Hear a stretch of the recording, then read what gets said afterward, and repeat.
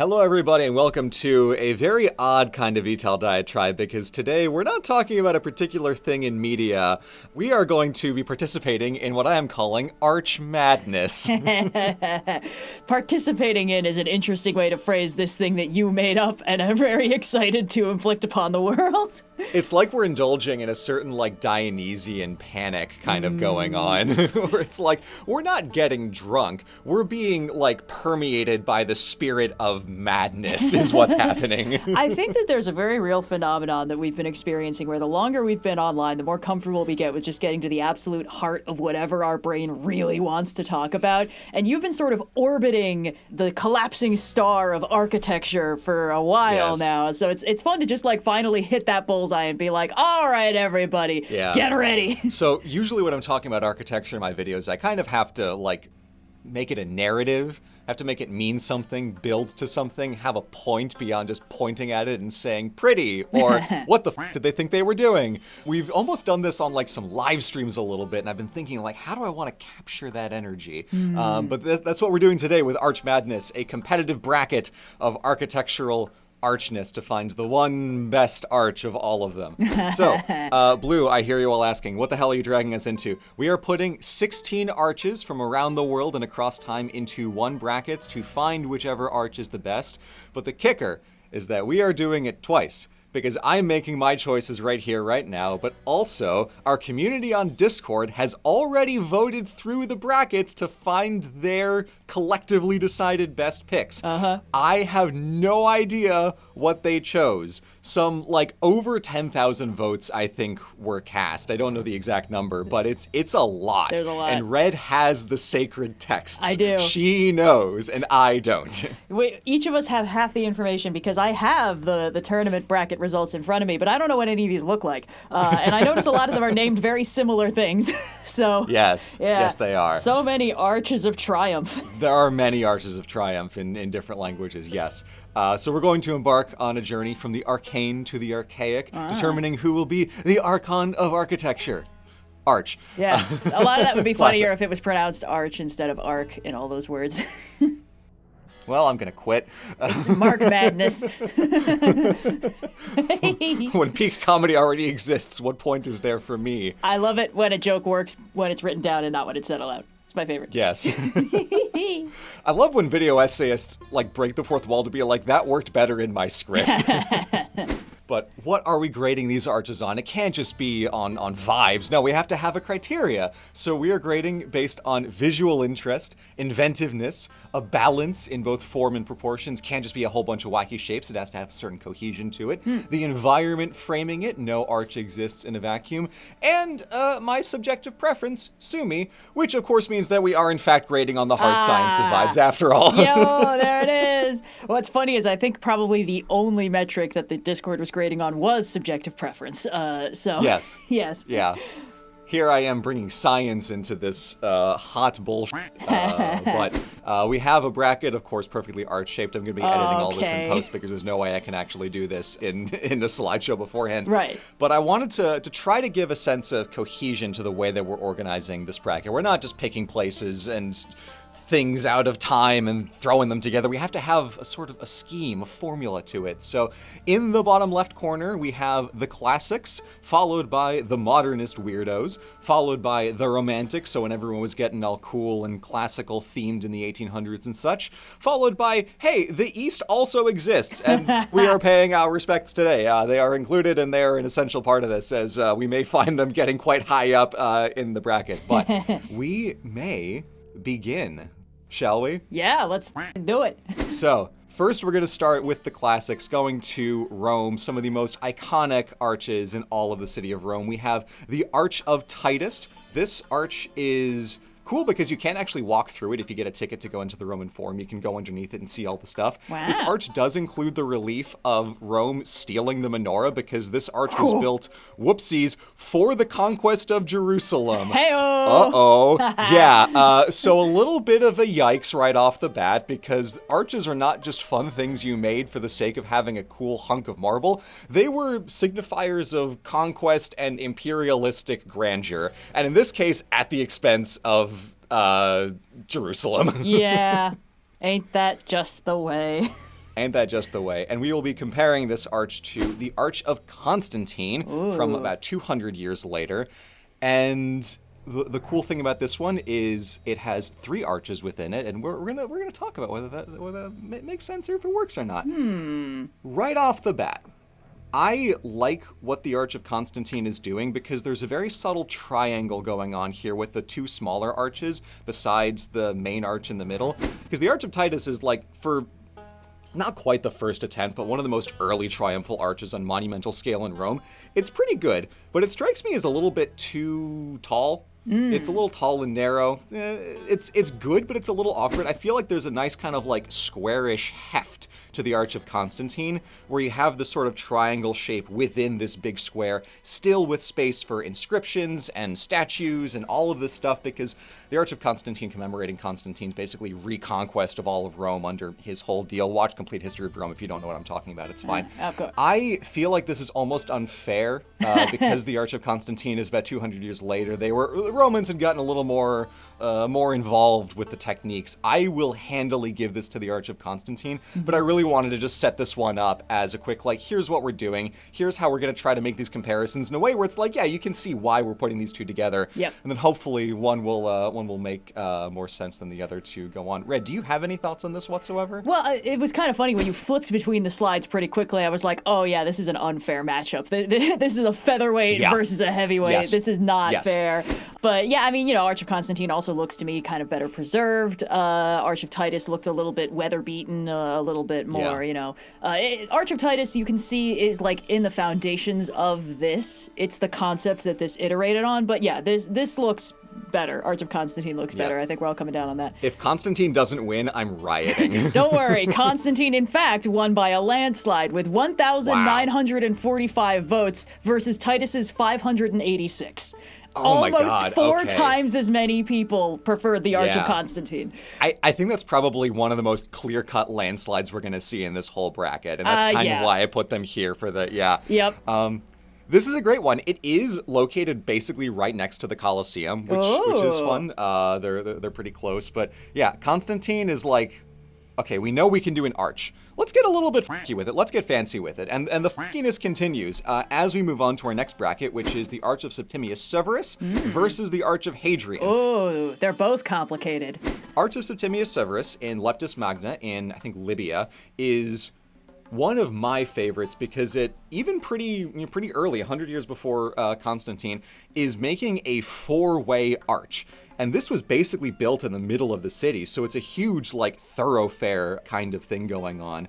Whereas the Arch of Hadrian is a much more classic kind of, like, it's one solid thing, there's one direction you process through it. What I do like about this is that there's a little bit of a pediment situation going on here. So instead of just being a square, there's kind of like a double triangling where you have the top is pointy and the 2 window bays on top left and top right are also pointy. And then you, again, have the one tall middle arch and the 2 small arches on the side. So there's a very nice, like, 3 rows of triangles going on here. It's a very cohesive shape.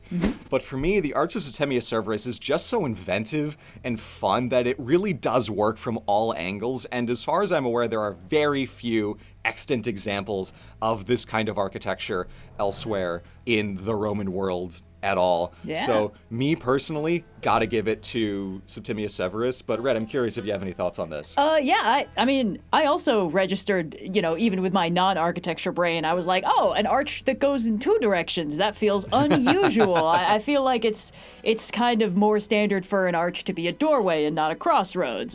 So this definitely struck me. I do think that the Hadrian one is a little bit more like large and bombastic. My fight choreography brain would much prefer this one for some kind of adventurous sword fighting across the top and, sliding down the pillars and But also, it's a little bit more weather beaten. It's a little bit more rough. It looks more like an ancient thing, which does make sense. But yeah, no, I think the Septimius Arch is very clean, very solid, and does strike me as interesting and unusual even in the context of the arches we've already dealt with. It is also easy to miss, and in fact, I missed it when looking at this earlier, but if you see that group of people in the photo on the bottom right... it's big! This thing is fucking huge! I'll admit, that left picture did not give me that impression. I think, No. basically, fun... fun little art tip. The horizon line will always be at your eye level, basically. So eye level of your POV will always, overlap with the horizon line and the straight shot through that.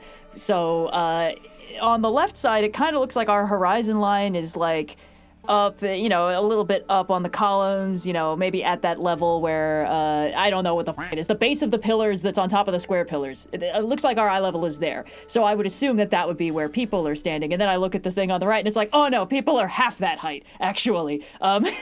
So yeah, it looks like they're not inside the arch, but just past it.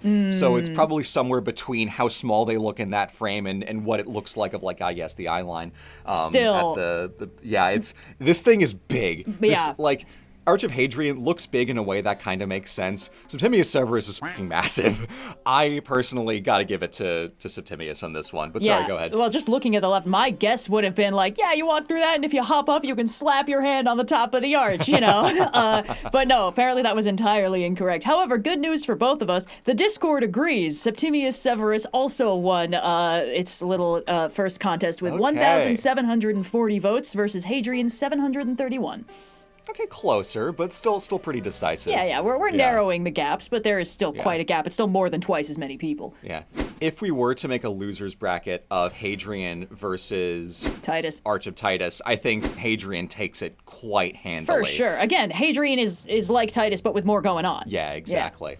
Yeah. All right. We will revisit that when we get to the next round. We now transition to the modernist weirdos, and there is no more iconic modernist weirdo than the Gateway Arch in St. Louis from the 1960s.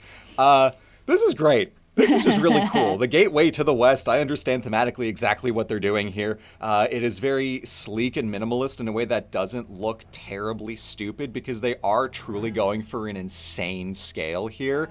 And as we saw in Percy Jackson Season 1, you can fight a monster in there, and that's cool. It's cool that they had that in mind when designing it in the 1960s. Hell yeah, my secret bracket of how good would a fight choreography look if you did it here, this one is already pretty solid. This is peak. Yeah. I will say this next one is almost unfair to include, but I found it too hilarious to pass up.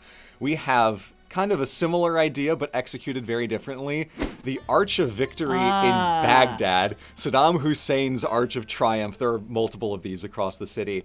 The Swords of Qadisiyah, as they're known by another name. In concept, it's fun to have a victory arch that is just swords.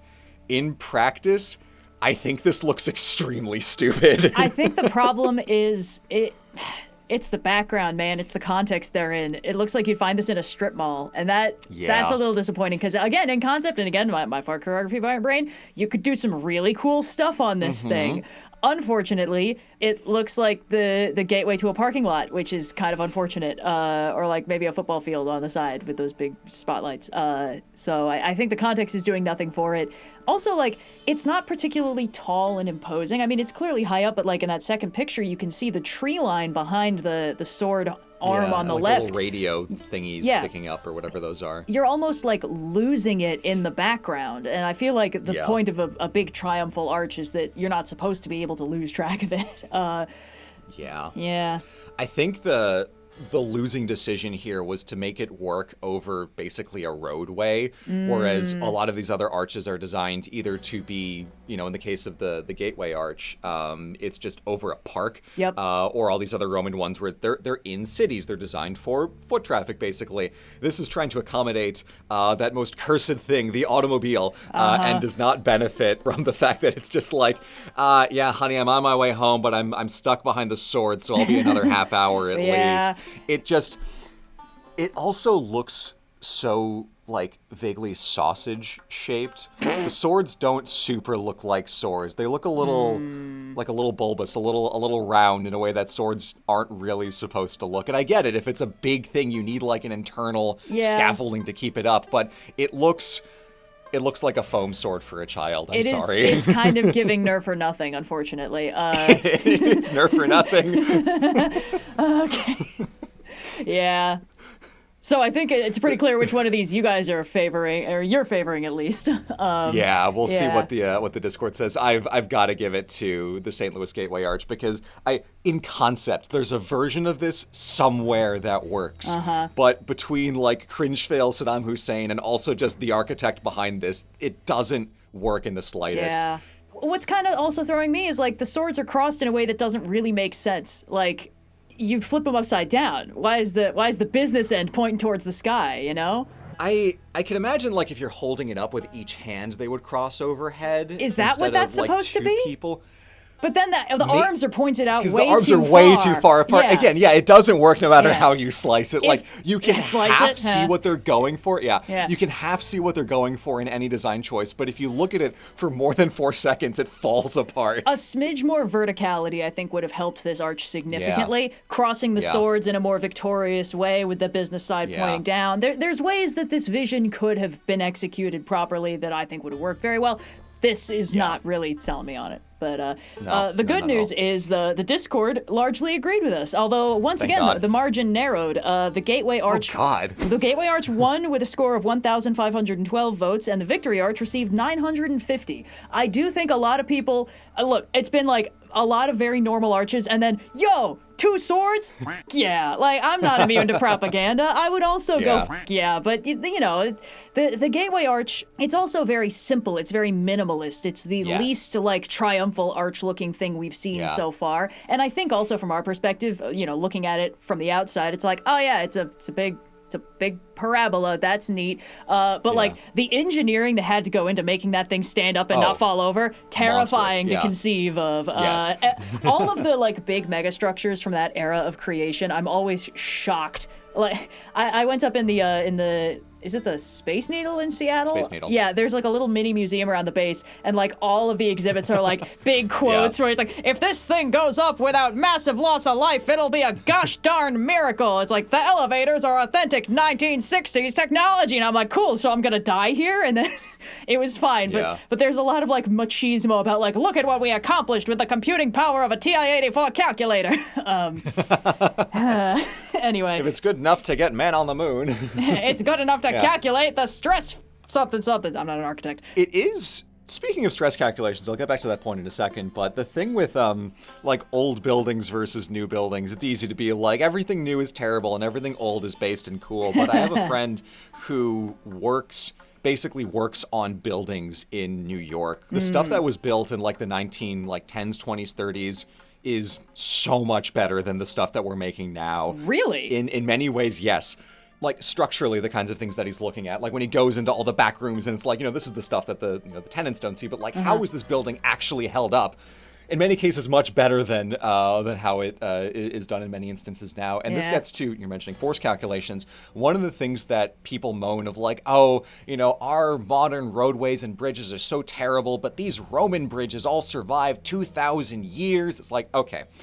On the one hand, Roman bridges were not designed to take the weight of several dozen semi-trucks every 3 minutes for decades on end. That's a huge force burden that it is taking. But also, the Romans could not do force calculations, so they built the bridges and the roads with as many stones as they thought it needed, and either it collapsed immediately or it was so over-engineered that no amount of weight the Romans could bear would possibly break it. So it lasted forever. And that's basically like the two genders of Roman engineering are it breaks immediately or it's so hideously over-engineered that like you could shoot a rocket at it and it would be like, no, thank you, I refuse. I suppose there is also inherent in that the fallacy that if it was gonna fall over, it probably would have already fallen over because it's been, thousands of years. But if it's pretty sturdy, it's unlikely that any one day is gonna be the thing that tips it over the edge. Things usually either fail quickly or they don't fail at all. Yeah. And then it's usually a huge act of God, like an earthquake that does it. So like Colosseum, totally fine until some like whack earthquake in like the 1200s or some nonsense. I forget exactly what date it was, but yeah, to your point exactly. That's rough. So Yes. We have more modernist weirdos to work through. And this one I actually like a lot. This is the Arch of Freedom from Bulgaria, made by the communist government to commemorate the 100-year anniversary of liberation from the Ottomans. And this is, photos don't show it, I'll probably put one up in post, but this is in the middle of like a huge like mountain range. It is very scenic on the top of just a sprawling expanse. It is near no other physical structure. It's truly just there for vibes. Like, I'm sure very few Bulgarians actually saw this because if they're living in the city of Sofia, it's like way out of the way. Like, I'm not going to go there, but it looks really, really cool. And this is, technically speaking, I guess you could call it brutalist, but it has like shapes and curves and is cool. And I think it's designed in a way that actually kind of makes sense. So it's better than every other brutalist thing that has pretty much been made.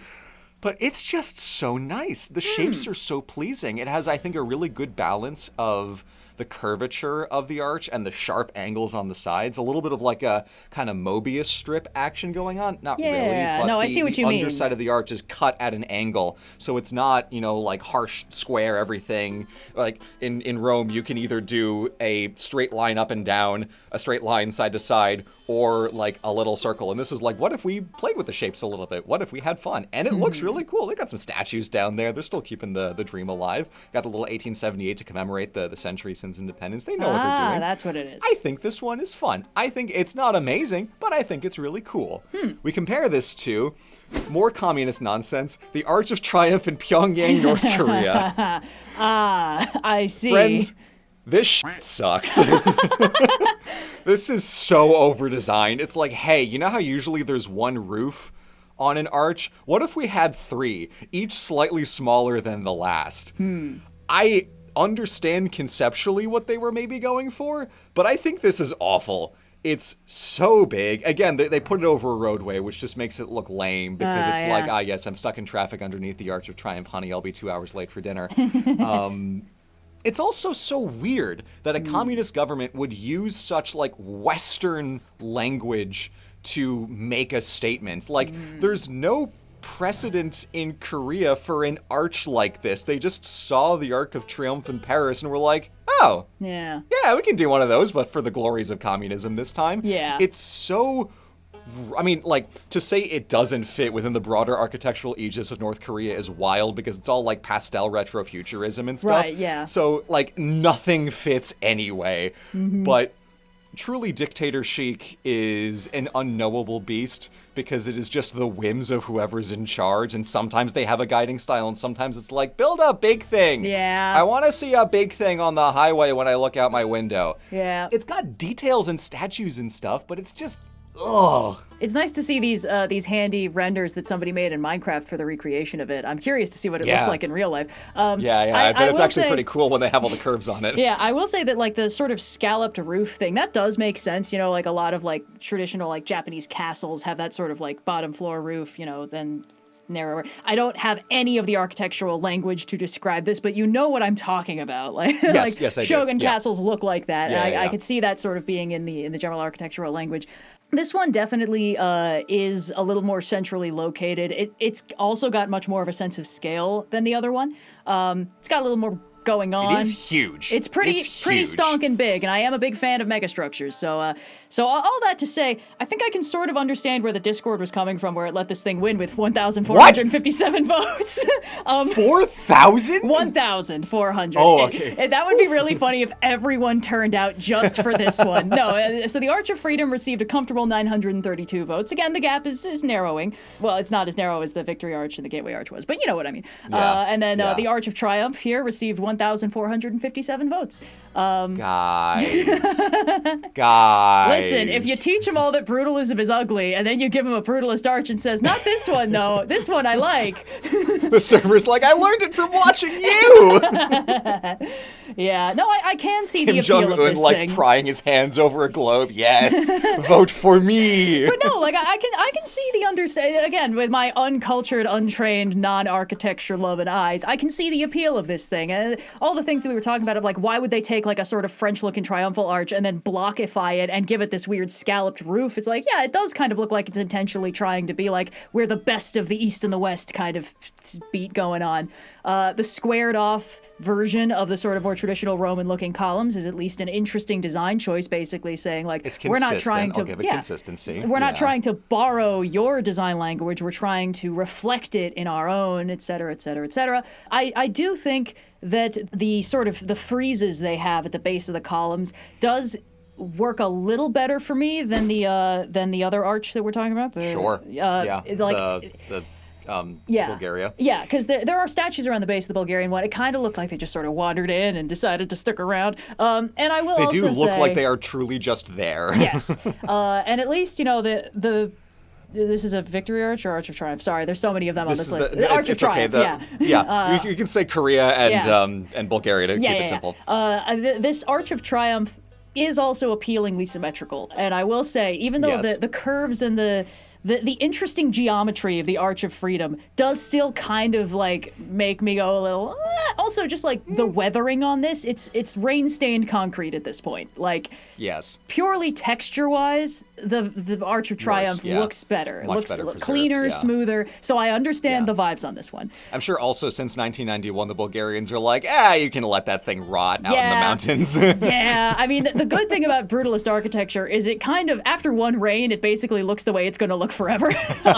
Yeah, exactly. Yeah. I mean, I can't be too mad. I understand where the server is coming from. Yeah. I think to run it back, this is way better than the Victory Arch in Baghdad. Yeah. Like, these swords are terrible. This, I don't like this, but I can see that there was more thought put into it. Mm-hmm. There is an attempt at cohesion, and there is that like very hard to put your finger on North Korean grandiosity and everything that I feel like goes way too far on this one. But the underlying concepts that they then turned up to 11 is better by a long shot than what we ended up with the swords. Again, it's like the concept of a swords arch is cool. That just didn't do it. The concept of this big thing is borrowing from a very familiar format, as we'll see with the Romantic era revival stuff in a couple brackets.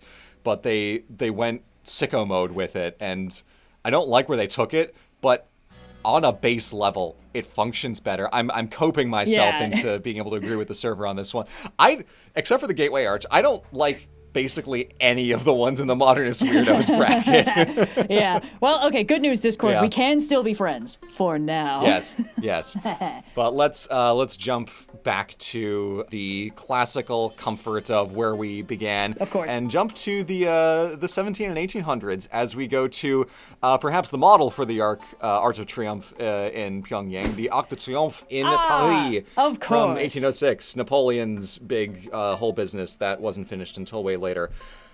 I know that the meme is going to be to shit on this one because, oh, haha, boo France, point and laugh at Paris. But I gotta be honest, I think this is really cool. I think they are going way, way, way bigger than anyone reasonably should with this. But all of the elements actually fit on here in a way that makes it not look unwieldy for the scale they're going for. Because, kind of like Red, you mentioned, the statues on the bottom of the North Korean one, these big statue models on the bottom left and right, which is definitely part of the inspiration for Pyongyang's, works really well to fill the space on the lower part of these arches that's otherwise kind of like, what do we put there? Monuments to our glorious past. Put it in a statue thingy. And the friezes on the one layer up when we're actually at the height of the arch part itself, more ways to kind of put more visual interest and appeal on it. It gets a little bit maybe too tall because it just kind of keeps going and going and going. What they are doing at the top layer is kind of interesting. It's a reference to the bronze shields that used to adorn the top of the Parthenon in Athens that were sent back by Alexander, because his whole thing was when he conquered parts of Persia, he was like, yes, and I'm sending back the shields from the 300 Spartans that were taken captive. Here you go, Greece, accept my gift of this cool thing that I'm doing for you. And not for me, I'm doing it for you. It's like they didn't keep the shields, they threw them in a ditch. But they're channeling that kind of classical idea in the design here. So in terms of like compositionally what they're going for in terms of the reference and stuff, I think a lot of this works. It is very, very big. Yeah. And that is getting to a little bit maybe points against, because it does become unwieldy. They had the sense to not have cars drive through this. It's in the center of a giant roundabout that if you actually live in Paris sucks to get around. But they had the sense to make that a pedestrian zone. I think that unwieldy about sums up my first impression. And now that I've Yeah. seen so many arches in a row, I'm starting to develop opinions about it. I do think that this thing feels similarly architectural in a way where I would expect it to be like a signature challenge on Bake Off or something like that. Like it's got that layer cake stacked vibe, which is, and the reason why I was thinking cake is because like when you're building something this big, the material durability of the components becomes a huge factor. You have to spread out the weight or it's going to crumble from the bottom up. And that's why this thing does kind of look like an elephant with no head. And I do think that it works. It's definitely decorated to a decent degree. I think it could have maybe stand to be even a little more decorated on the bottom parts, because it's kind of just these flat structural planes with the statues against on the sides as well. Yeah, the top is very, very intricate. I like the sort of inlaid, like almost framed painting style, like friezes on the top. I like the decor at the top of the actual arch part. I think they could have done a little bit more with the support legs. But other than that, I think, there's a reason this thing is oft imitated, never duplicated, except for the places where they did just build it again, but twice.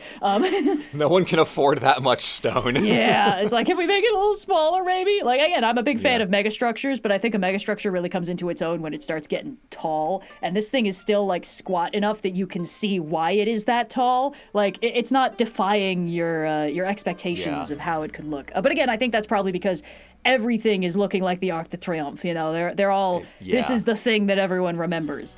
I think that's fair. Yeah. Of course, who to pair against Paris? Of course, we must go to London for the Wellington Arch from very soon after. Maybe they saw the Arc de Triomphe and got a little bit nervous about the comparison. So this is way smaller, simply. It is way smaller. It's much more compact. And one thing they did here that I really like, they have a quadriga statue on top. The little winged victory holding the laurel with the chariot of 4 horses. Very classic Roman design. None of them, if they existed on the... Actually, let me go back to Constantine. Yeah, no, Constantine doesn't have its quadriga. Yeah, this is the first one we've seen with a statue on top. Yeah.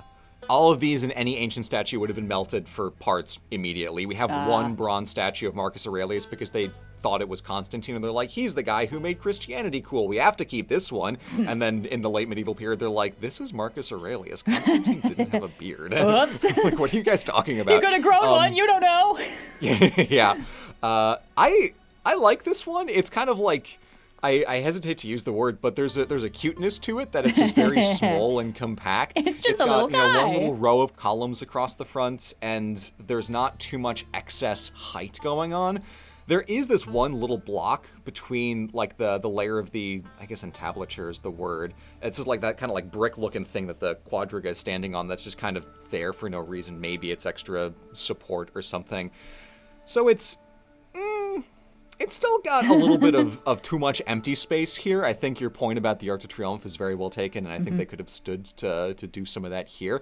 I like the scale they're working at with having this big quadriga on top that really centers everything, where it's the arch and then it points up to something rather than just being like a square and then it ends at the top. Because the problem with a lot of these arches is it's just square on top, and that's a really weird shape to end with because like your eye is drawn up and then it just stops out of nowhere. So I like what they're doing here with this a lot, even though I think the rest of it is kind of lame. I could have picked much better arches, but I really wanted to have this like Paris versus London comparison here. Red, do you have any thoughts on this one way or another? Because I, even as I say this, do not know which one I want to go with. Really? Interesting. Yeah. Well, for me, this one, it's a bit style over substance, don't you think? It's just statue on the top is interesting. I do like a statue on the top, but the rest of the arch is so basic. Can you tell I have been watching Bake Off this week? And Yes. I feel like if the brief was the arch, then I feel like making a really nice statue and putting it on top of the arch doesn't necessarily elevate the arch itself. Sure. And the arch itself is, it's pretty nice, but like also, we grew up in Chicago. We got the Museum of Science and Industry right there. I think we're a little bit spoiled for like limestone arches. The MSI has caryatid columns and shit like that. Like we know how fancy this can be made to look without becoming too ostentatious and ornate. And this is like, it's pillars. It's pillars supporting a big block of stone with an arch carved out the middle. If anything, it looks very similar to the entryway to the University of Chicago quad, which I walked through every day for 4 years. Oh my God, get wrecked, London. I'm you're saying, so right. Like, I'm used to this caliber of gate, and I just expected a little bit more, London, Sure. It's quite nice, it's very pretty, but it's quite small. And also I feel like, if you're coming for the Arc de Triomphe, you kind of can't miss, right? Like, this was an unfair matchup. That's very fair. I think the audience may wish to know that there is also the Marble Arch in London, which is definitely more designed in contrast to like, hey, we've got one too. I don't know if you can see this on your screen. I can see it, Red. yeah. This is kind of like the Arch of Constantine, but a little smaller. Yeah, this one is also kind of bland. Yep. They're not really doing much with it. It's like, it's a triple arch, but like, It's cool that it's the entryway to a park. I've been here. It's really pretty in real life, but it's not that imposing. I put this on the list. I put the Wellington Arch on the list because I liked the human scale of it in comparison to the Arc de Triomphe, in addition to like the London versus Paris thing. But yeah, this is truly just doing less with less. As much as I like the statue, I've got to give it to the Arc de Triomphe. I think Paris wins. Unfortunately, we do have to give it to them. Yeah, rip. But the good news is Discord agreed with you, and the Arc de Triomphe won with 1,750 votes versus the Wellington Arch's 641. Sorry to the Brits. Yeah, pretty fierce. Yeah. You know it. Well, we continue. Another arch on the list. This one from a handful of years earlier, the Brandenburg Gate in Berlin.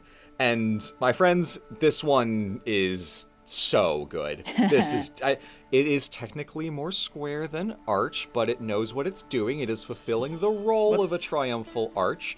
And I quite simply love this one, basically at every level. One, the uplighting is fantastic. Yeah, the lighting's doing a ton for this thing. I basically pulled all of these photos off of like Wikimedia Commons and stuff, so I tried to get the most like, if you pull up the wiki page for this, what do you get? And all of it is like, it's lit up, it has lights, and they do like light it up for fun events and stuff, which is cool. But the environment surrounding this is one, it is immediately very human scale. It's designed for people to walk through it. They've got these cool little like mini temple things on the left and right. Yeah. We have as well a quadriga atop the gate itself. And what I like most about this is one of the subtler details that on the main little block that the chariot is standing on, there's a little bit of inscription there and some relief and sculpture stuff, but then there are those little horizontal lines just kind of like emanating out that frames it with a nice triangle that culminates in that statue. So it's kind of like a flat triangle and then a very steep triangle with like leading up to the eagle and the iron cross and stuff, even though it has this very flat top part that everything is standing on. They managed to kind of like not square the circle, but triangle the square, so they get the best of both. They keep that classic shape, but also have that visual appeal that guides your eye in a very clever way. And the bottom of it is pulling some very clever twists on simple Greek temple designs to make this a walking space rather than just like a wall. It is mostly open by volume, which I think is really cool. It kind of has this floating character to it that I think works really, really well. If this one wins the whole thing for me, I would not be surprised. I don't know that it will, but I like this one a lot. Yeah. No, yeah, this one's very nice. I think a lot of what makes it kind of work for me is it's got that very kind of Roman temple vibe. I also am reassured that it was built well before the Nazis got their grubby little mitts all over the Iron Cross. It was appropriated, but it was built long before. Yeah, there was a little bit where I was like, oh, the Iron Cross, you say? And then I was like, oh, 1788, thank God. I think it's quite interesting. I like how massive it is. This is one of those things, I earlier said that I prefer it when a megastructure is tall, but I might actually like it better when a megastructure is vast. And this one's got that horizontal quality. I like how it seems like on the interior of each sort of like columnar support, there are friezes and like, and I imagine, they've all got to be different things, which it looks like there's one on each side, which is kind of nice. They're sort of framed by these stories, which is very nice and cool. It sort of invites you through. You know, a lot of these gates, it's a ton of structure, and then the gate is sort of a small piece carved out of it. Walk through and get out. But I do like how this one is so open. Again, the lighting is doing a ton for it. I think there's something very like regal about it. And in this case, I think the statue up top works very well, because even if you removed the statue, it would still look good as a gate. Like it would still be a very complicated structure. But the fact that it is designed to sort of draw the eye up, and then the thing it's rewarding you with is this massive, like, you know, heroic figure, four horses chariot, big staff thing. It's big. It looks like a big, cool centerpiece of an area. And I think it works. I like it a lot. This rules. Gang, this rules. It's such a cohesive space that, like you said, Red, invites the viewer to just kind of like hang out there, look at the stuff, go through each of the bays and see the reliefs that are going on there. And then this whole little area is just a public space. It kind of enclosed in this little squarish courtyard thing with the little mini temples on each side. It is so remarkably well designed, just on every level. I put it next to another one that I really like. This is the Arc de Triomphe in Barcelona in Spain. Arco de Triunfo in Spanish, but Arc de Triomphe in Catalan, from 1888. This one I love because it's just so different. It's a brick-built structure that really plays with a lot of the curvature in fun ways. And it doesn't have just that flat cap like we were talking about earlier. There are these little kind of crown-shaped things on top that are at the tips of each of these big columns, kind of framing every corner. You're telling me you like this thing with the domes on it? That's crazy. Yes. It's simple, but the color does so much. And this is in a huge walking street in Barcelona. So this is like prime person scale, you know, welcome you through instead of like, for the majestic automobile. The little winged angel guys on each of the columns are great. The frieze that runs around. So much of this is so well designed. I feel bad putting it next to the Brandenburg Gate because this could have easily gone very far if it was seated anywhere else, because I also adore this one. Like, Brandenburg, I think, is like almost perfect, but this is just so good, doing something different and so distinctly itself, not trying to ape the aesthetic of, in this case, classical Greece with the Brandenburg Gate. I don't know almost anything about like Spanish and Catalan architecture, so I don't know what like motifs this is playing off of, but it expresses them really well here. Yeah, no, I think this looks really good. I think the amount of just sort of texture on the actual facade itself, which I'm sure comes from it being made of brick, but it also looks like there's carving on the front piece kind of just above where the arch actually is. I think that looks really good. I like how the frieze up top isn't blocked off into its own little frame. It's more like a scroll kind of thing going from one end of the column to the other. The fluting on the columns is really nice. The angels are nice. Admittedly, in the zoomed out version, I thought they were like bullheads, but angel makes a lot more sense. But I think it's very interestingly decorated, and I can't quite tell what that thing at the very top of it in the center is. It just looks like maybe a coat of arms or something like that. A coat of arms and a crown, it looks like. Yeah, but it works really well as a kind of centerpiece of the arch, because I think if you put like a statue up there, it would pull too much focus away from the rest of the arch, but that looks nicely involved in the design of the arch. I think this looks really good. And also, because it's brick, I think it weathers quite well. It's not going to get streaky like concrete, and it's not going to risk, staining or pitting like limestone. It just kind of looks solidly built. They're also doing, like you said, the fluting. They're doing a lot of work to provide texture and depth. So you can see on the image on the left, in the bottom, there are the kind of like bands of like front protruding brick and then recessed and protruding and recessed on the bottom layer. That's really cool. And then there is that brick sticking out kind of to the top left and top right of the actual arch itself. On the right photo, you can see on the thin wall, they have like almost little like kind of like Gothic pointed mini arches, although actually it might just be lines up and down. I can't tell. It's kind of a small photo in frame. But they're doing a lot with the brick to create visual depth that you would have a lot harder time doing in stone. They're really making the most out of the medium. Both of these would go so far in any bracket, and I would not be mad if either one of them wins. I've got to give it to Brandenburg, but if this one wins it, I can't be mad. Yes. So this is the closest race of the first round. The Arc de Triomphe, which not to be confused with the Arc de Triomphe or the Arc of Triumph, received 1,140 votes. And the Brandenburg Gate received 1,247. Just only 107 votes difference. I don't know why you had to pit two bad bitches against each other in round one, gang. This is some crazy seeding. Yeah. But this is honestly Battle of the Titans here. Both of these were really good. Brandenburg Gate took it. Damn.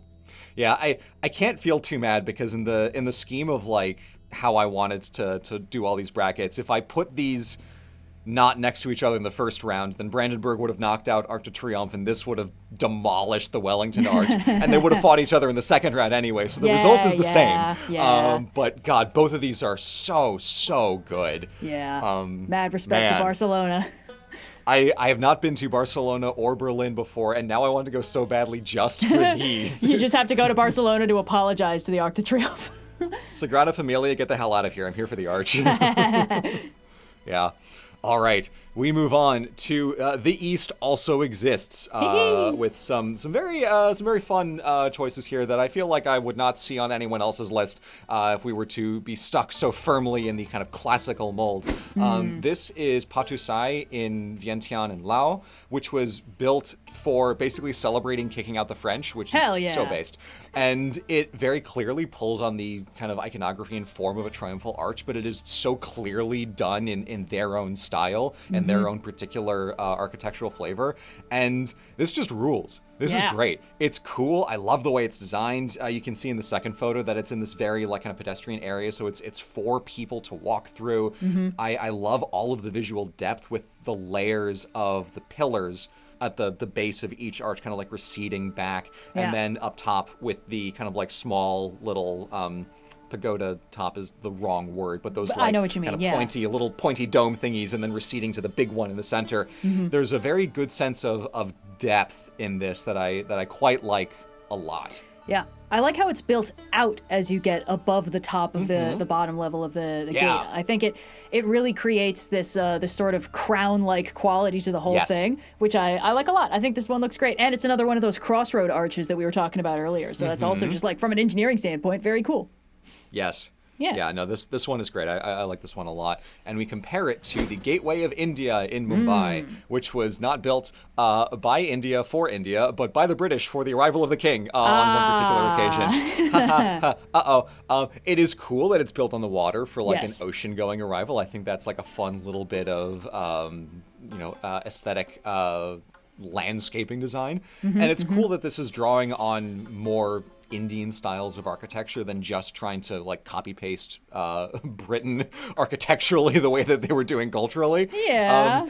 I like what this is doing. I think it's cool. I think there's a lot of stuff that is kind of assembled nicely. I like the pointed arch, much more true to the architecture of the subcontinent, or at least this particular corner of it.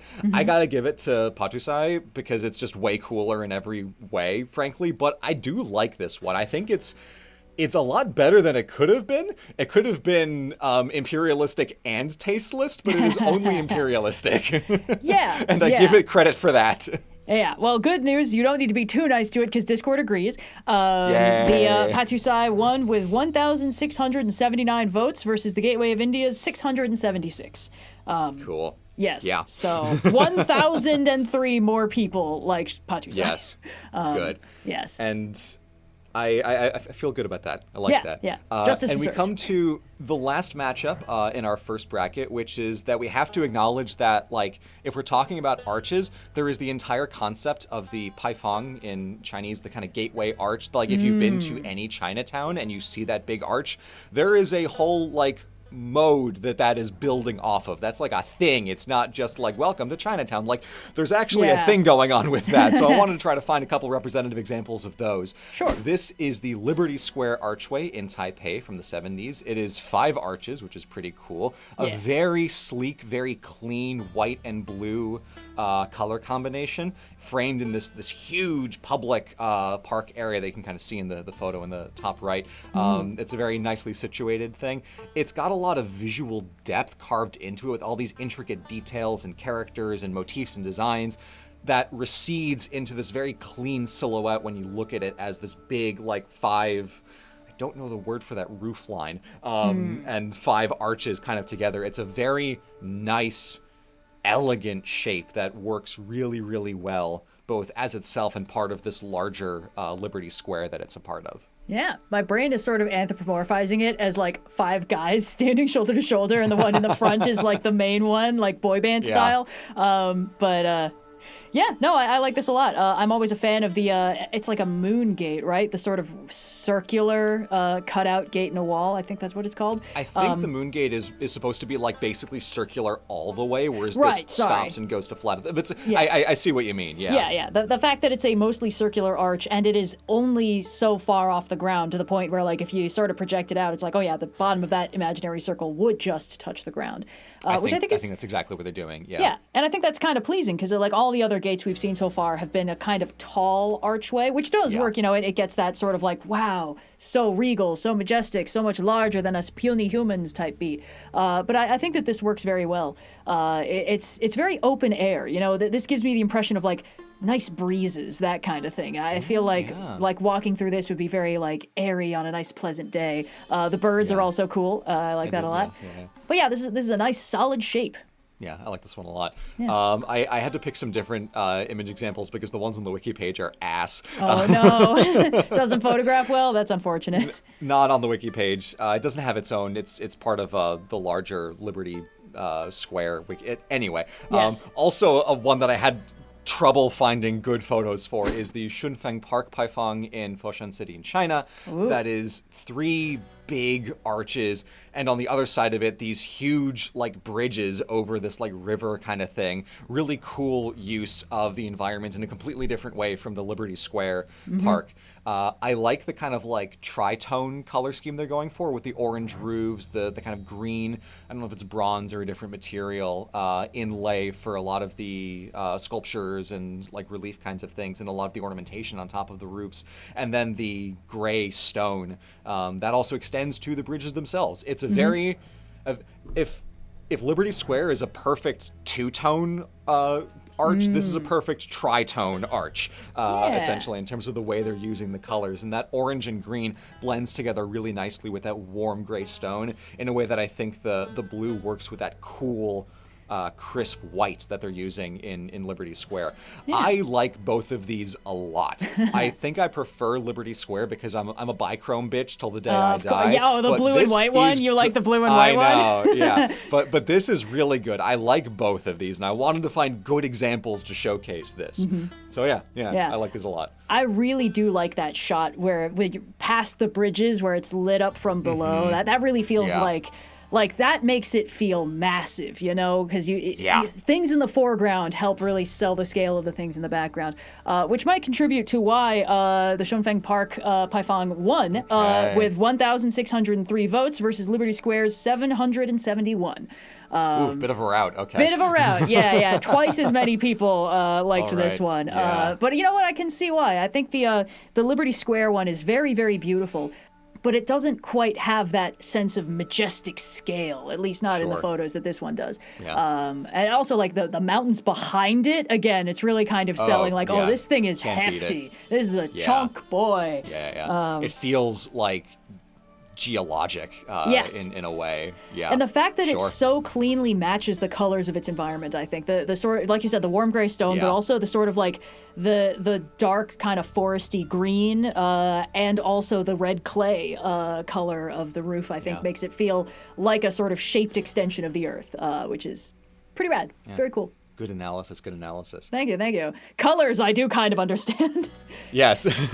At the end of my first bracket, I will edit this in post. Yes. Here it is. Meanwhile, on Discord, I will edit this in post. There Here it goes. is. Whoa, Nelly. And then we have the quarterfinal rankings, so let us go back to the classics as we pit the Arch of Constantine against the Arch of Septimius Severus, and we can be a little bit quicker through this because we've discussed most of these. We've already talked about them, yeah. If I have to go through Constantine versus Severus, and I think this is actually the same one as what the Discord has, so we'll be able to compare these directly. I've got to go with Septimius Severus because I love the way they do that quad directional arch, and those nice little broken columns with a pediment that's just like a shard of a triangle sticking out. Yeah. That's a design motif that I feel like really only shows back up in like the post-Baroque era in Europe, like 1,200 years later, 400 years later. But they're doing a little bit of that kind of nonsense here. So there's a fun sense that they are truly figuring out how to play with their architectural, not blocks, but their elements in a novel way, not just slap a pediment on it, but like break it up in a kind of fun, cool way. So as much as the Arch of Constantine is cool and much better than the Arch of Titus, on fair comparison, I would give it to Septimius Severus, and I'm curious what the Discord did. Discord narrowly agreed. Constantine got 1,155 votes. Septimius Severus got 1,179. 24 people split the difference. Oh my god. Yeah. Wow. Close one. All But I right. can see why. Again, like Septimius Severus looks kind of small if you're not paying attention to the scale. And the Arch of Constantine is massive and like imposing and decorated, and it's got that wideness to it again that we've Yeah. talked about liking in the arches. So I can Thick. understand this one being it's a thick boy, yeah. So I can understand that one being a pretty close call. But overall, Right. still in agreement, still in accord with the Discord. The server remains in my good graces. Well, we'll see. we'll see, won't we? Next up, we have the Gateway Arch versus, I would put versus the Arch of Freedom. I think I said the Gateway Arch is the only one that I unironically like. Yeah. So I'll give it to the Gateway Arch, but for the server, it was the Arch of Triumph versus the Gateway Arch. Tell me they gave it to St. Louis. Tell me, Red. You really want me to lie to you that badly?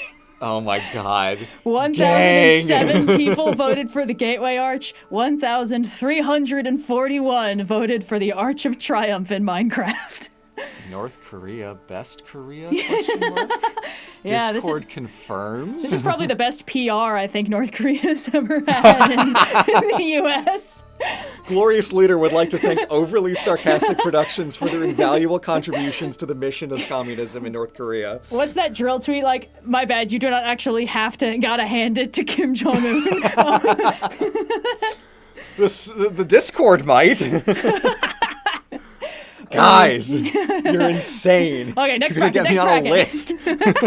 Next bracket. Okay, we have the Arc de Triomphe versus the Brandenburg Gate. Each Paris, Brandenburg takes it. I'm so sorry. I'm not sorry at all.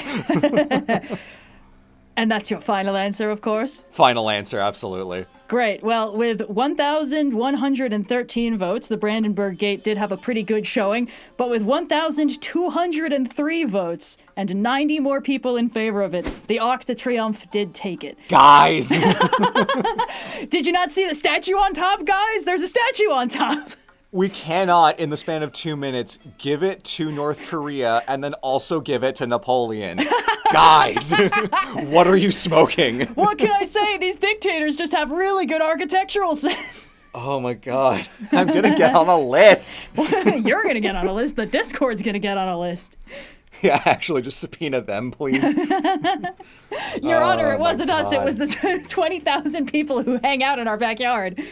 I mean, bold of me to be like, yeah, the unproblematic Brandenburg Gate is actually the cool one here. Unproblematic fave. Yeah, as appropriated by both the Nazis in the 30s and Yeah. used as one of basically the gatehouses for the Berlin Wall, blocked off for like however long that was, like 40 years or whatever. Brandenburg Gate, pretty rough showing in the 1900s, but it's cool again now. As we all know, God. nothing bad has ever Dang. come from Germany aping the Roman aesthetic for anything.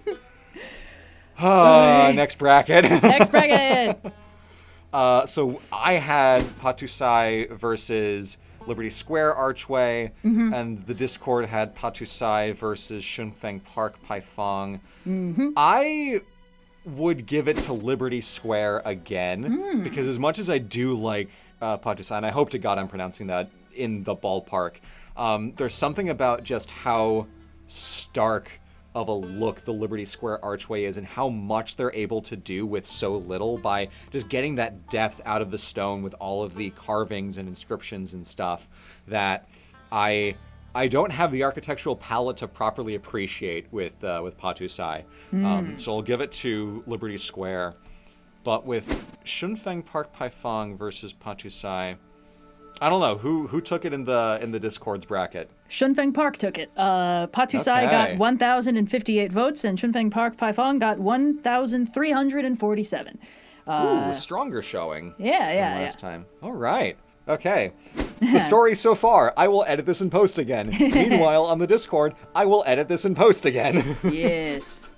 We play it back at the top. Woo! All right. I had the Arch of Septimius Severus versus, in the Modernist Weirdos, Gateway Arch. Not even a question. Septimius Severus takes it. And oh God. Arch of Septimius Severus versus The Arch of Pyongyang. Triumph. Yes. Tell me it's Septimius Severus, Red. Tell me we get back to it being okay. I've got excellent news. It thank wasn't God. even close. Septimius Thank Severus the Lord. got 1,952 votes, and the Arch of Triumph in Pyongyang got 588. Cringe fail communism gets what it deserves. And balance is restored. Bullet dodged. The timelines have reconvened now, because that means that in both of these brackets, Septimius Severus is advancing to the semifinal or the finals, I guess. Yes. Yeah. Yeah, to the finals. Yeah. Okay. Things are right and just. And then we have for the disc. Well, okay, for mine it was Brandenburg versus Liberty Square, and as much as I have been jazzing up Liberty Square, Brandenburg Gate is perfect. It is simply perfect. I'm giving it to Brandenburg Gate. But between the Arc de Triomphe and Shunfeng Park Paifang, tell me China takes this one. Let us not give it to the French. Excellent news. Shunfeng Park got 1,621 versus Arc de Triomphe's 1,074. Ooh. So Shunfeng Park is advancing to the finals. Keeps getting a stronger showing each time. Every time. Fascinating. Yes, it is strong like the bull. All right. Now my final pick is Art of Septimius Severus versus Brandenburg Gate. I'm giving it to Brandenburg. And the more I think about it, the more, like, for the Romans to have figured out how to do an arch like Septimius Severus is really, really cool. It is so many of the things that I love about Roman engineering, but the Romans would probably tell you themselves that the most beloved engineering was the, like, civic and structural work to make the empire run, like building roads and bridges and aqueducts and bathhouses and being able to have the infrastructure to ferry water from the Apennine Mountains outside of Rome into the city, into whatever it was, like 18 or like 40 different thermae baths in the city. That was the kind of architecture that the Romans were most beloved of, I think, from what I've read of them. So I think that as much as I like Septimius Severus, they would be like, oh yeah, no, that's cool. Like, that's pretty sick that we have that. But I don't think it would even be their favorite thing. So I would hesitate to give it to them. In the way that, for better and for so much worse, I think Berliners love Brandenburg. And I think it speaks to something of the, like, larger history of German unification through the 17 and into the 1800s that I need to study up on more. I touched on it a little bit when I was doing the 1900 video, but there's an interesting kind of architectural adoption that happens when any culture takes something from outside of their own backyard and kind of molds it into their thing.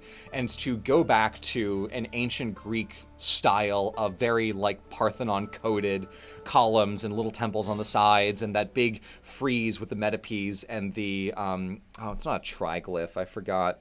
The little, like, 3 little vertical thingies sticking out in between the small little reliefs above the columns. There are words for all these things, and I forget them sometimes. To take all of these elements that are distinctly non-German and combined it in a way that is, as far as I am aware, a perfectly new and novel way to construct an arch, I think speaks to something really cool, and it is a remixing that is not just a slavish co-opting of an old idea, but make it big, like in the case of the Arc de Triomphe, which is like, what if Rome, but big and cool, and it would be cool because it is big, and it's a Roman thing. This, I think, has a lot more interesting remixing going on, in a similar way for why I really like Barcelona's arch as well, and could have easily been also in my final pick, if it didn't get knocked out in the first round. There's so much novel design going on in this to fit a concept of triumphal arch, but do it in a way that is so unique to them. That's why I gotta give it to Brandenburg. Now, I have one question about the Brandenburg Gate. Sure. Where in it is the arch? I'm seeing a lot of right angles. A lot of right angles. Am I going to lose on a technicality 2 inches from the finish line? I'm just saying that the Brandenburg Gate, it's the only one of these that isn't even called an arch. It's listed as a triumphal arch in the list I used. Okay, that's good. It is an arch in purpose, if not in specifically its two-dimensional domedness of it, because it is triumphal arch being the concept of you build a big thing that people can pass through and process through, and there is a structure that is at some point on top of you that is held up by like columns and stone or whatever, and there's like some relief or sculpture or some bullshit up top that is signifying why this was built to commemorate some victory or conquest or whatever.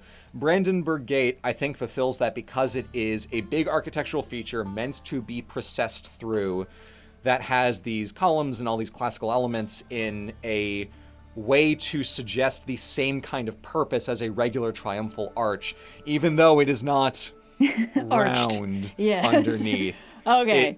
It is the purpose of the thing, but not necessarily the shape of the thing. And That's that fair, inventiveness is part of why I like it so much. I mean, I suppose the swords also didn't have an arch anywhere in their design, so... The swords also didn't have an arch, and the swords. All right, good. Well, just as long as we're all clear. I just had to say it, because otherwise someone in the comments would. Sure. Yeah. So for the Discord, the final matchup was Septimius Severus versus the Shunfeng Park Paifong, and it was still pretty close. Still pretty close. But the Paifong took it. Wow. Septimius Severus got 1,466 votes, but the Shunfeng Park Paifong got 1,626. Wow. Yeah. All right. Good showing, for China. Man, okay, well done. I can't be terribly mad, except for North Korea. I can't be terribly mad with any of these choices. Except for those 3 rounds where it kept eliminating your faves. Oh my gosh. Yeah. Amazing. Cool. Yeah. It's crazy that Septimius Severus made it to the end in both. The timelines did in fact reconverge on that one. That's crazy. Yeah. He's just a little guy, Your Honor. Just a little disproportionate guy. I think it is also funny that, like, as far as the seeding goes, like, the ones that were the closest were the unambiguous. Like, both of these are really good. Yeah. I don't think you would have been mad in either case. No. Gosh, yeah. Even though I didn't give it to the Shunfeng Park Paifong in the first round, I think that is a perfectly valid one. It is, even though I don't know what exactly they built it for, because, again, sourcing this online was a nightmare. Like, I'm not even super sure that it was built in 2002, 2004. That's based on, like, translating a page from Chinese. I am taking so many, like, my last video was about the research process. I was digging through international translinguistic. I didn't even know what this was called until I did a little bit of digging, because I found the image first and I'm like, oh, that's cool. Where is this? Screw you. It's like, what if I do a little bit of reverse Googling to try to find if there's a Chinese page for this? And it's like, yes, it doesn't really have any pages on English speaking anything, but in Chinese internet you can find some stuff for it. I'm like, you know what? Good enough. I'll take it. And I gotta say, one little design element of this that I actually didn't notice is that in the columns between each, like, curve of the arch, there's more little doorways. You can see them. You can see the sky through them, and then in the other photo you can also see the sky through them. I just think that's really neat. There's a lot of, like, cool. I mentioned this before with the I think the Triumphal Arch, the blue and white one that you let get really far. I think Liberty Square. Yeah, sorry, yeah, they're like half of these are called Triumphal Arch. Yeah. It's that sort of airiness, sort of like the ratio of open gate space to material used in these two feels very different than the extremely like blocky, like all the things that are based on the Arc de Triomphe. But yeah, I think why I like Brandenburg, because it is so light and airy. There's very so airy. much open without it feeling like it's just blank. Yeah, it's not claustrophobic in a weird way. Yeah. I wonder if there's like a feng shui logic to why there are those cutouts, because I remember seeing some stuff a while ago of like why the architecture in Hong Kong does a lot of like interesting and odd things that like Western cities wouldn't even bother with, because there are a lot of feng shui considerations in how you construct, like if a building is near like a downward sloping mountain, you have to account for that in the feng shui. Not to like exoticize it, but like there are different design considerations. It can be doing that for these kinds of reasons. It can be doing that because they thought that the cutouts just looked cool, but it does create a very nice sense of airiness and openness. Whatever the original logic might have been, it does look really cool, and I didn't notice that until right now. Well, I mean, just to talk out my ass because I don't know anything about architecture, my first thought would be, if you're next to a downward sloping mountain, you're going to get a lot of wind coming from a very consistent direction. Having a cutout so that the building doesn't get knocked over by it seems like a very sensible design consideration. Yeah, that I could think be they're called framed dragon gates, so that's basically another version of exactly, another interpretation. Yeah, and you know that having that word for it doesn't necessarily mean that like the logic behind it isn't that ultimately. But yeah, no, I think very cool. So we have a winner, really two. I'm going to edit the slide in post because I don't know who it is. So the winner's going to be on the slide, unless I really messed it up in editing. That'll be funny. Leave a comment if I did. I'm tempted now to do it just to drive up engagement, but I'm going to try to be better than that. Amazing. So what have we learned? I made this slide before we did the rankings, so I have no idea. Hopefully we learned something. Well, I think that we did learn that Vibes is a very powerful ranking system. Yes. It is interesting to me that like the way that you approached this was from a much more technical standpoint, than most of the people on the Discord, for whom it was like, oh yeah, a bunch of buildings I've probably never seen before. Let's compare and contrast. Vote for North Korea, obviously. Let's pick which one we like the most. But I think it is interesting how where the divergences and the convergences were. Like you said, it was kind of surprising that Septimius Severus made it so far. Yeah. Because it does look fairly simple and plain, but at the same time, there's something appealing about it that seems to work, even if you don't necessarily have the architectural language to understand why. Yeah. Yeah. I think what I might have learned is something I figured out in the last couple of rounds of like what I find most interesting about a lot of the examples on here that I liked are the ones that did something different from basic arch. Okay, I win. I did it. Look at me. I made an arch. But without being so like off the wall and up their own ass that they do something weird that just doesn't work, such as the swords, the the communist ones. But in Brandenburg, in Barcelona, in I guess I wouldn't say in the Paifongs, because they're doing their own entire like architectural history there. That's like a style that was developed over time, independent of Western decadence. I liked the ones that took the concept and knew what they wanted to achieve and do something different that highlights that. Because a lot of the times, an arch says something by what is on the inscriptions or what's in the statues, but I think some of the best arches that we've seen here were able to say something and convey a character just by the way they were put together. The material choices used, the shapes, the sizing, the proportions, in the best examples here, leveraged all of those in a way that the worst examples only wildly gestured at. Like, it would be cool if we had an arch that was swords and they didn't think of how to make it actually work, so they just did it, and they're like, but it's swords, what do you mean it lost? I mean, I understand the logic, but like there's a lot of weird stuff that goes into figuring out design, especially design in an environment. Yeah. One of the things I really liked about the Paifong is how when we sort of flipped back to it, I was like, it's very geological in its roof line. It looks like a mountain range, and I'm pretty sure that's an intentional part of that. you can just kind of see how well it harmonizes with the environment around and behind it. Yeah. And with a lot of these, the point of the triumphal arch is to plonk it down in the middle of everything and be like, look at how cool this is. It's a big thing. It stands out from the landscape. It has to really like highlight how big this achievement was so everyone remembers. But, there's a lot more ways to integrate things into their environment. And I really like this one. I'm with the Discord on this one. I think that this one definitely deserved to win. Cool. Yeah. I think this is a very valid choice. This one definitely the most geologic, the most in tune with its environment and trying to kind of gesture beyond itself to this wider area. And the photos really do show like, this is in the mountains. This is big and cool, and it really does feel like it clicks in with that in a way that a lot of the other arches are standing randomly in the middle of a city or standing randomly in the middle of a mountain in Bulgaria that like no one will actually go and see. Yeah. I love all of the reasons that this works. Even though on pure aesthetics I gave it to Liberty Square, I think you're right. This is doing a lot. Yeah. I did find it interesting when you eliminated the winner. Yeah. Oh, well. But I mean, I think I said it was close, that I liked did. them both, and it was splitting hairs at that point. For sure, yeah.